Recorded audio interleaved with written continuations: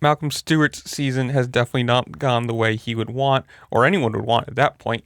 From the first round crash where Justin Barcia ended up landing on him, all the way till last week in Glendale, where he had a few crashes and ended up pulling off.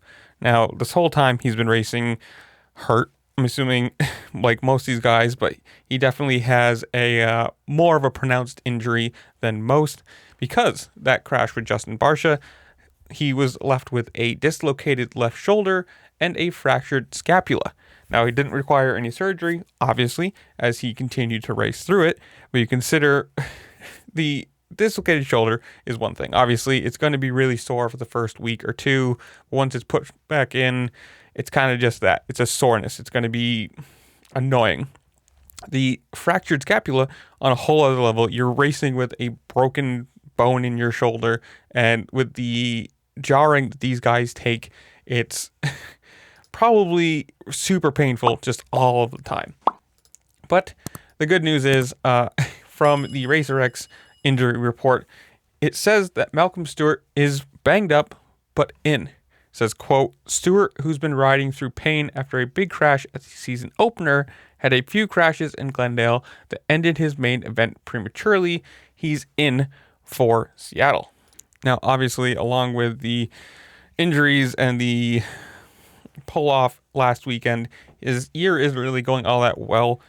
Currently, he's sitting 15th in the overall standings with 36 points. So he is well out of the championship contention. I think he's probably pretty close to out of like top 10 contention at this point, with that's Dylan Ferrandis at 62. So he's at least 30 points. He's a whole race behind Dylan Ferrandis, and it sucks. I mean, obviously, you never want to see anybody get injured.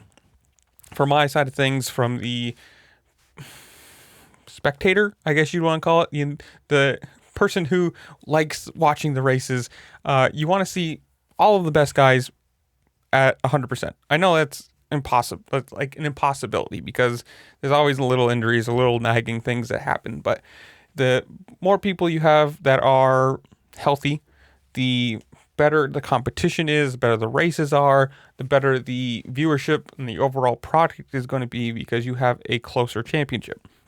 If you have, I mean, obviously it sucks this year with Jet Lawrence being out. There's a big part of the championship or contention gone, but we still have a pretty stacked field. And at the moment, at least, everyone seems to be pretty healthy, which is a good thing. Obviously, Justin Barcia has missed all of the races since that first crash.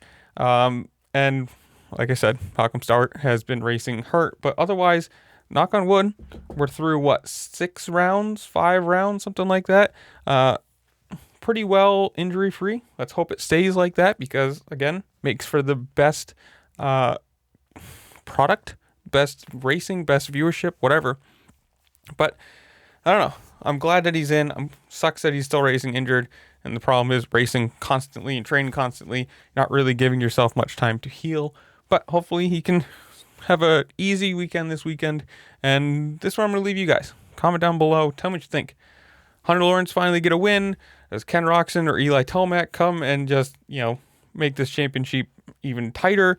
Who do you think wins the 450 title overall? Because obviously the 250 title with Hayden Deegan is done. And you just give it to him now. But whatever it is, comment down below. Tell me what you think. While you're down there, make sure to like, share, subscribe. Do all the fun things this platform allows you to do because it does really help me out. And I appreciate it. And with that, I'll see you later. Peace.